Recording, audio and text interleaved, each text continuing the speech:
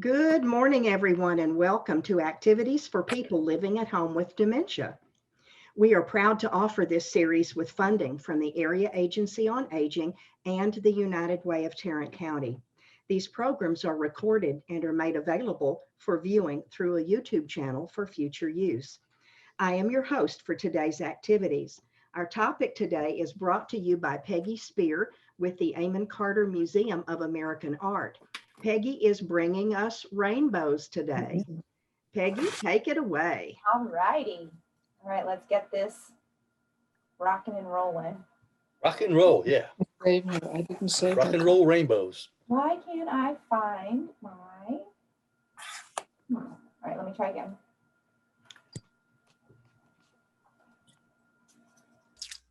I cannot find my PowerPoint when I'm trying to share my screen. So let me exit out, open it again. And we thought it was going to be a smooth opening, guys. Hey, well, you know. They do this every day, so There we don't go. worry You about got it. it. All right, now we're cooking with gas. Yay. Okay, so today's theme is rainbows. This whole month we're kind of doing an Earth focus because Earth Day falls on the 22nd, and we're probably really ready to be outside now after the winter we had and finally feeling summer or springy. So we're going to look at this painting first. So the theme is rainbows. What do we see? I see a So, Rainbow, Yep, I see a Rainbow. partial rainbow, yeah. partial. Very top. Yep. Look, All right, so like- we see at the very top the rainbow. What is under the rainbow? Clouds. Some clouds. Clouds. and a lake. Close. It's not a lake. The title gives it away. Oh, Um, okay. It's the ocean Oh, Yes. or a river. Staten Island. It's the Narrows into New York City out into the Atlantic. So where we're situated, we're on Staten Island. Looking across the Narrows to, I think, Brooklyn, what will be Brooklyn. So what do we see? This was painted in 1868, so not quite the boroughs of New York that we know today.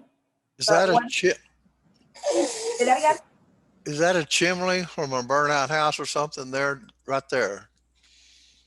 Yeah, I at one point knew what all these buildings are, and I couldn't for the life of me not find out what it was, or couldn't find my notes. But I think that was actually where they make ammunition, where at the top they would drop the bullet down to cool, and it would hit the bottom in the water. I think that's part of that factory. Yeah, because you can look at the people and you can see that would be a great big chimney. Yeah, right. A very warm home indeed. No, I think it's part of a factory. Factory, okay. It's a beautiful landscape, almost a farming landscape. Yes, it's very rural considering how close to New York City it was. The sailboats. The sailboats, yes, and it looks like a pretty lively harbor. I mean, we've got sailboats coming in, we've got sailboats going out. Schooner. Mm-hmm. Yeah. Yeah, there's a schooner. You get the hustle and bustle of the port in New York City, Yep. but as Yetta pointed out, we're in a very rural part of the state at that time. And so this was painted in 1968, so right after the Civil War. And we've seen this theme in other post-Civil War paintings where it's sort of the hearkening back to kind of a more simpler time, a more peaceful time. And so that is often associated with outdoors, landscape, away from the industrializing cities. So you don't get the feel that we're in the thick of cities, especially New York, and that growing boom. I mean, or maybe you do. I don't, but maybe you do. Mm-mm. This is very definitely also in the time people were painting extremely realistic. Yeah. I first thought this was a photograph. Oh, really? Yeah. Yeah. Yeah, and painting in plein air, which if you look closely, you see a grouping of people on the Yeah. bottom. Mm-hmm. You see a couple and then a man sitting and he's painting on canvas and there are two children kind of peering in, peeking to see what he's painting. Ah. So do you think this is a funeral? Or just a paint? A funeral? Yeah, the people. I don't think. I think this is actually a family might have wanted their portrait painted. And they either went out to what was a beautiful landscape, or a family was already out and stumbled across an artist who was doing his thing and were interested in what he was doing. So it's Okay. probably one of those two scenarios.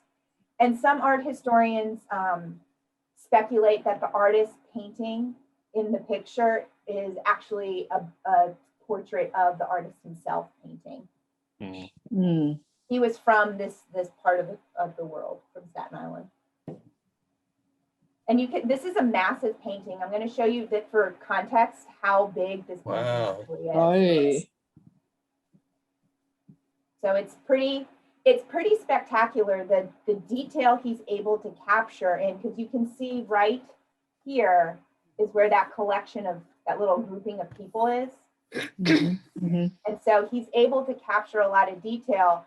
And the buildings too are actually true buildings that existed at the time. And at one point, I knew what they were. Like, I want to say this building right here was maybe a military or like a naval hospital, I believe.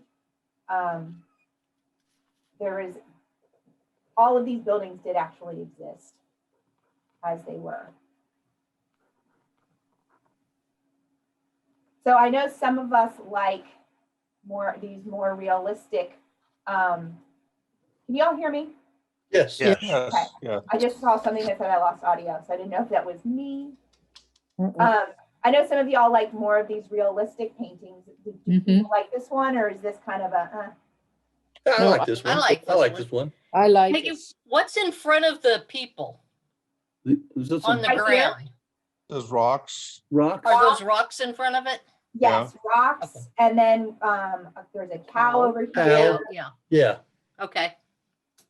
So it really does give you a very rural vibe in Yes. a time where that was something that was starting to be part of the past, at least in this part of the world. And a lot of artists, particularly landscape artists, viewed this this vantage point, because you're up a little higher, you're looking down into the Staten Island Narrows. You can see the other side of the shore. This was viewed as one of the most beautiful landscape scenes in the US at the time. Mm-hmm. So do you think he captured the beauty of that port, that area? Or do you Yes, Yeah. I think it's very pretty. Yes. think, even though the rainbow doesn't seem to do much, does it make you feel a certain way within the painting? Sure. What do you feel, Don? I feel like the rainbow's just a happy Yeah, note on the entire painting. yeah. Although I'm trying to figure out how the rainbow's there when it's up so high above the clouds like that. Mm-hmm. Artists doing that artistic liberty stuff. That's I huh? know. I'm not trying to say anything about it. I'm just looking at it like from a physics problem. Okay, so that doesn't apply to this. It's art. Right. But I agree. I mean, it doesn't scientifically quite make sense why it's there, but it adds kind of that nostalgic feeling, that happy feeling of everything feels peaceful and serene. And Yes. so it's a minor inclusion, but I think it's an important one. So Peggy, was this kind of painting? Was there a lot of this after the Civil War, looking for peaceful areas to kind of remind people that the war's over and that things are getting back to normal? Yeah, and sort of a nostalgic mindset of, think of parts of the country had been destroyed, families had been separated, the cities were now hubs for industrialization, which meant pollution, which meant poor housing and living situations. So this really, you don't get a sense that the country was recovering. It was kind of a, yeah, it was meant as like, we can get back there. Let's get back there. This is what we were. Let's do it again. Hopeful. Hopeful, very hopeful. I like it. And people just wanted to see something happy after so Yeah. many years of sad. So, you know, Yeah. this is, everyone seems to kind of gravitate towards the beauty of this. And so that was very much appreciated at art at the time. All right, so we're shifting gears. This is very traditional oil on canvas, a very large, like we saw, painting. So now we're gonna go Wow. really graphic. Oh, So this is a screen print to work on Interesting. paper. And it's called Pieces of Sky. So what pieces of the sky are we seeing? We're The seeing an clouds and a bird. airplane, airplane, Airplane, nights, Rainbow. And a nights. rainbow. An nights, evening or nightscape. On the horizon. the And a- horizon, yeah. Yeah, flock of birds on the horizon. Mhm. So what, looking at this, what, do you feel happy? Do you feel sad? Do you feel kind of mixed emotions? What kind of, do you feel Whimsical. Confused. Whimsical. I think it's a nice Whimsical. play on the sky. You can actually substitute pieces of sky for pieces of pie. They look kind of pie-shaped pictures. Yeah, I think you hit on something, Don, that kind of that play on words. This was done when, you know, on the heels of pop art. Think of Andy Warhol. So 1971. there's, you know, taking very identifiable things, everyday things, and making them have a little more meaning. So yeah, instead of piece of pie, it's a piece of sky. Really? Pie Pie in in the the sky, sky. right? Another play on word. It reminds me of music from Yentl. Really? Now I'd like to hear how that worked, Matt. Yeah, walk us through it. When she starts life as a woman and decides she's going to be a man, and she sings a song about, I can only see a piece Oh. of sky. And then I went outside and looked around, and it was such a wide, beautiful Okay. world. I think that the music was a piece of Okay. sky, That's very interesting. That's good. but that was much after this painting. So then pieces of what would you add in your little slice of sky? What kind of scene would you put? Sunset. Sunset? Sunset or sunrise. That's a good one. That's- Part of the pie gone. Did anyone grow up in a city, in a very urban area? Maybe you would see a skyline. Yeah. Oh yeah, yeah. I'd like to see some more nature in the form of maybe some rain or thunderclouds or something like that. Yeah, it feels very cheery, this Mhm. piece of sky. To me, The it's as rain- if the changing of, changing during the day. You have clouds, then the birds come in the next one, and then he goes a little low, and you see the landscape with birds, and then the Oh, plane that's good. thin and night, and then it's Oh, I a like it. So you're rainbow. almost seeing it as it's like telling a story of what from morning. Yes. Yeah. Yeah. Oh, I like that. Yeah. Because the second one is almost the same as the first one, except the bird in it. Mhm. Yeah. Mhm, the It's almost clouds are the same. identical. Yeah, Yeah. And the clouds are a clouds are little bit similar. different, like it would be just yeah, after it drifted just a bit. right. Yeah. This and the Yeah. middle one and the It's bottom, really the close. dark one, the clouds are about the same too. Yeah, here and here. Yeah. Especially. Yeah. I wonder if he's using a stamp or something, you know? I This is know. actually a woman. This is actually a female artist, and she's still alive and producing art today. She's from Wow. Austria, but moved to the US. She got something in mind and decided to figured it out and then decided to reduplicate it. Well, since it's a screen print, it can't. It's not exact, so it can't be a Right. stamp. No, it's No, not. no. She could have used a template that she might have traced and then used, but yeah, it's not, it would not be a stamp. The way screen printing works, and we've seen some other examples, is you lay it down and then you run a squeegee over it. And so it's all, you know, with different inks. So you're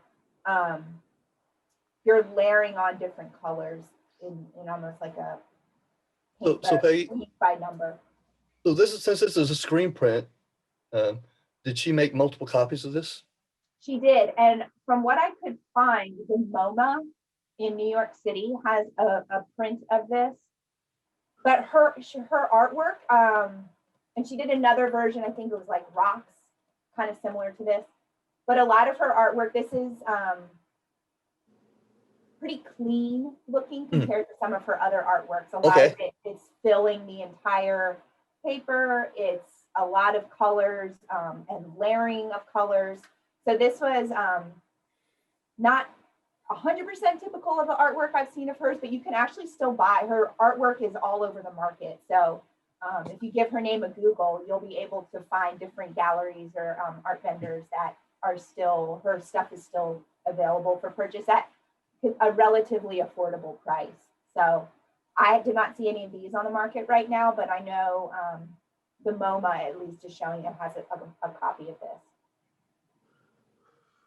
All right, so we're gonna leave Did you see this one? these little slices of pie. Whoop, and we're moving on now to this. This is a lithograph. So another work on paper. All right, so what do we see? What details jump out at you first? Wow, this is kind of interesting. Tree stump. The tree stump jumps out. Yeah, and it looks like the colors are coming in from above and rainbows are coming out the side of it. Correct.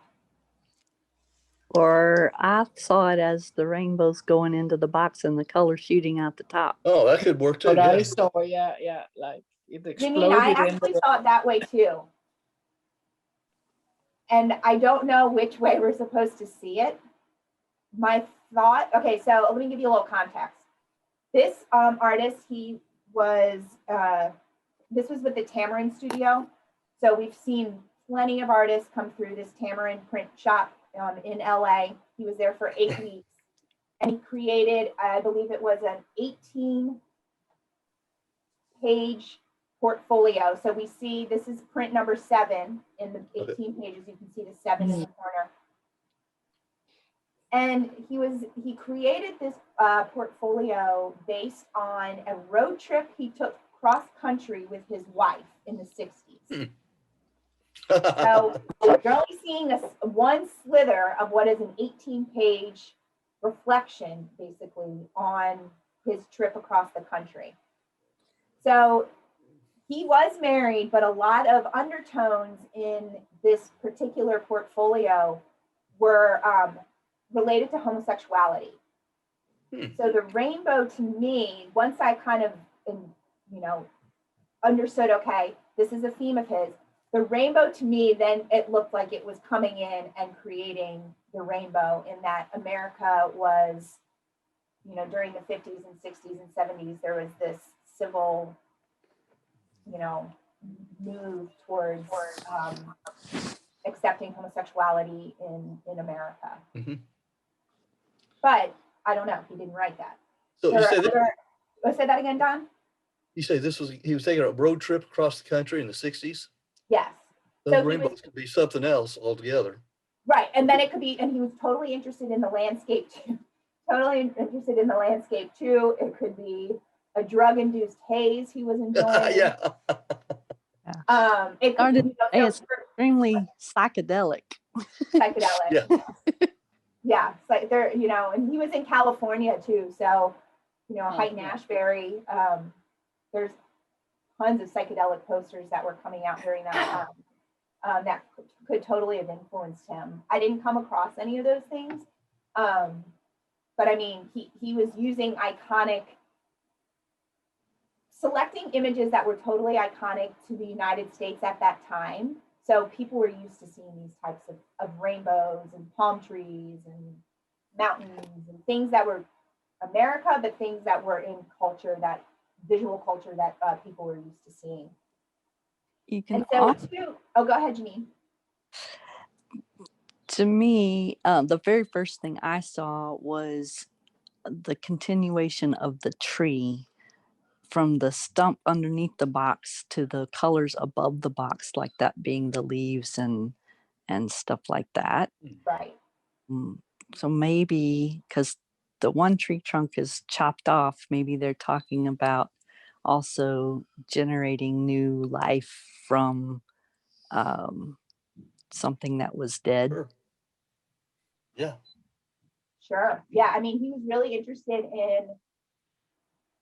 in this idea of America is beautiful, but we're also killing America at the same time and destroying America. So that truncated tree, you know, you're yes, it's a dead tree, but then we see above it beautiful life or color and vibrance that is kind of resulting from something that's dead. So you're hitting on themes he was dealing with and thinking about as he was traveling across the country. Hey, Peggy, Yeah. this is an unrelated question, but is it common for artists to write like travel, some sort of commentary along with the paintings that they make, or they just put it out there? Kind of like diaries that they might keep away. Yeah. Yeah, it depends on the person. Okay. It really depends on the person. And so there's a lot known about what he was thinking when he created this particular portfolio of 18. I could not find anything specifically commenting on this particular slide, but he got pretty close with the printmakers at Tamarind. And so there's a letter he left them. So we were able to see what he wrote as a thank you to the people who helped him print. Oh, that's great. So there a lot of correspondence is often how we learn some of the intent or interest with the artist. Sometimes it's interviews. I mean, it really depends on the individual. So he really enjoyed his 8-week stay, and was based in Chicago. So he then left Chicago, then left LA and went back to Chicago and was working with the Art Institute of Chicago and other art vendors, art powerhouses in Chicago as well. Okay, thank you. Yeah. And so anyway, it's just kind of a fun, cheerful rainbow. Does anybody see a television in the middle? I do. I can see that being a television. That was my first thought. But then, Yeah. Thank you. And I needed verification. he was really interested in like cyborg type of yeah.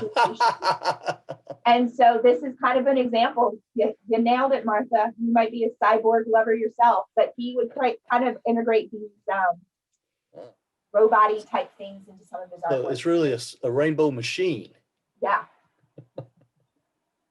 And so anyway, when he finished his stay at Tamarind, the studio would give you a portfolio that you would be able to transport all of your works with that you wanted to take with you. And so he rejected that, and he built his own portfolio out of wood, where he stacked all of them in. Oh, okay. And so it was kind of a bucking the system, the art system, and doing, kind of sticking it to the man. And I'm going to make this, and because it will be in wood, it has a heavier presence than maybe it might in a portfolio case.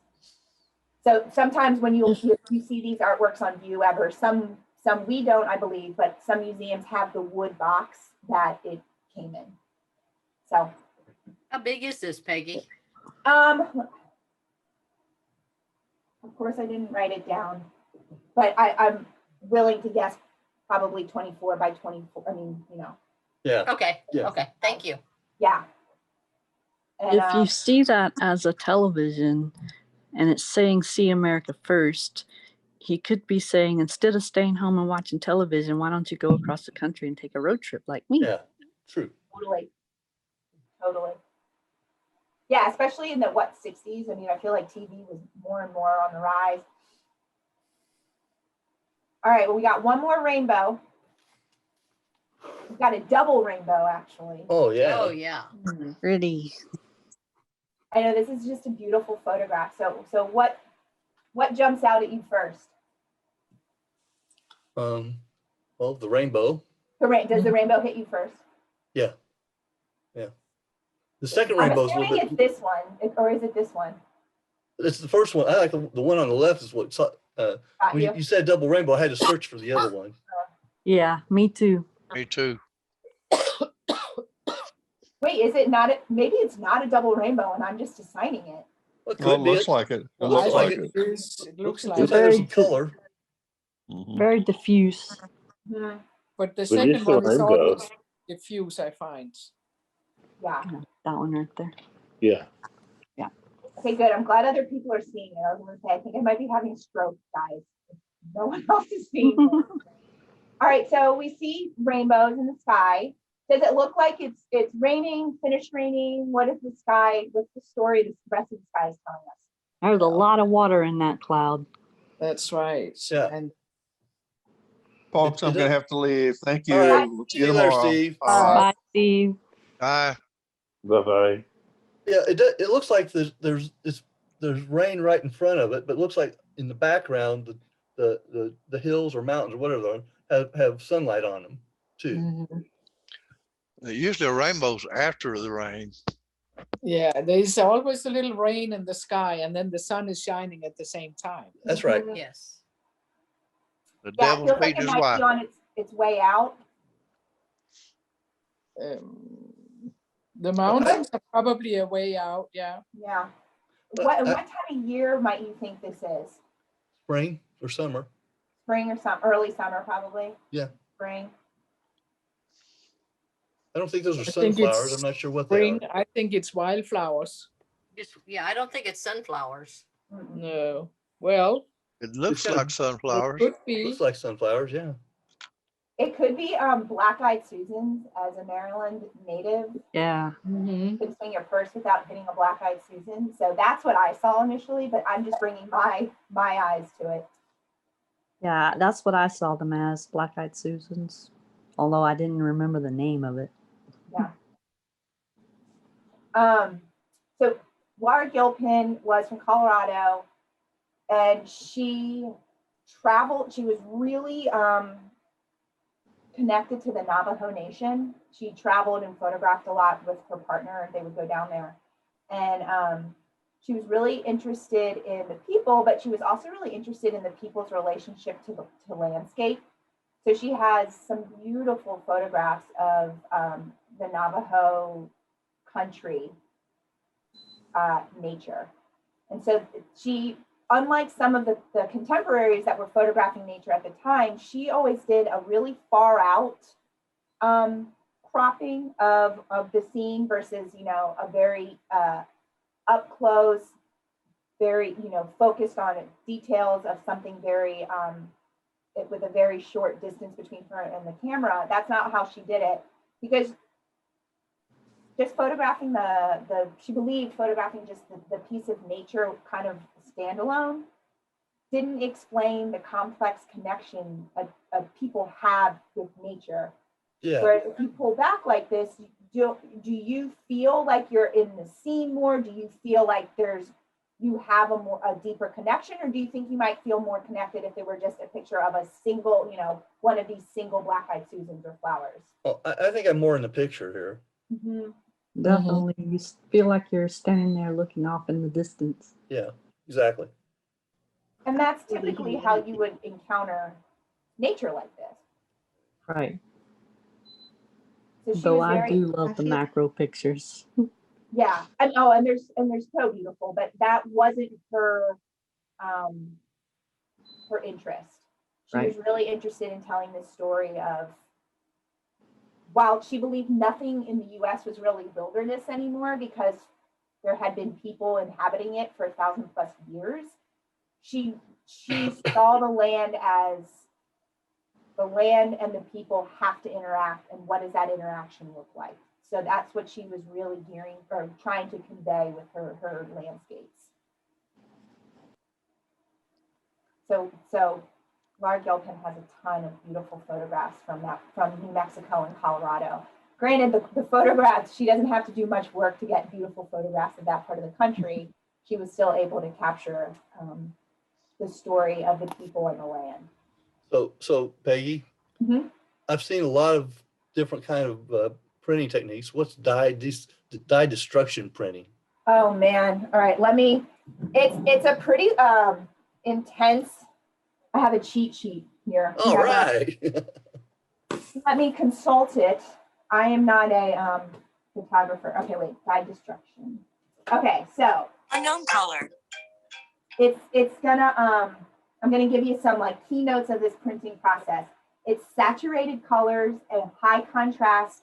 So that's very typical of this. So you can kind of see how dark some of these areas are, but how bright. Very typical of this printing process. It's usually high gloss and plastic support rather than on paper. So it's a little more durable. And it's, I guess you really can't see it here, but there are borders around the photograph itself. And so it's commonly used, it started appearing, or most commonly started appearing in the 1960s, and it's still used today. Elliot Porter, I think Elliot, not Elliot, no, he was diamond. But so anyway, it's above damage in a dye destruction print reveals emulsion layers containing primary color dye. So as it starts to deteriorate, you'll start to see the different layers of coloring because it gets agitated in like 3 different trays or 4 different trays. Anyway. That's interesting. I just boiled down whatever this says. So yeah, and she was typically working in that process. Any idea why she called it Navajo Rainbow? She was on the Navajo lands. Thank you. Mm-hmm. All right, gang, those are our rainbows for this week. Next week, we are back with flowers that we have, and boy, do we have a lot of them here at the Amon Carter. So we'll be looking at some pretty flowers. Yeah, I saw something on Facebook about a new flower installation there at Amon Carter. Yes, it's called In the Night Garden, and that's one of the artworks we're going to look at next week. It's really great. Cool. It takes over almost an entire gallery, so that will be a treat for us to look at next fun. week. Good. All right. All right. Sounds All right, great. friends. Cool. Well, it was good. Have a seeing good you. week. Thank you, Peggy. Thank Yeah, you, bye, Peggy. y'all. Have a good weekend. You too. You too. You have a good day. See you soon, Peggy. Well, that was something, wasn't it? Nothing like 4 rainbows. Up 5. Since we had a double. Okay, tomorrow is Fort Worth Opera, Music, Memory, and More. This is our second installation of 7. We're looking forward to that. And Yetta, for you and Hans. Yeah, how long time is it going to last? Did she say just 30 minutes? It's more like an hour presentation. Okay, yeah, then we'll miss. However, it will be recorded and up on YouTube, but only for 30 days. The grant that we got says that that's how long we can keep it up. So if you want to see it, it'll be up next week. All right, thank you. Oh, you bet. We don't want you to miss a thing.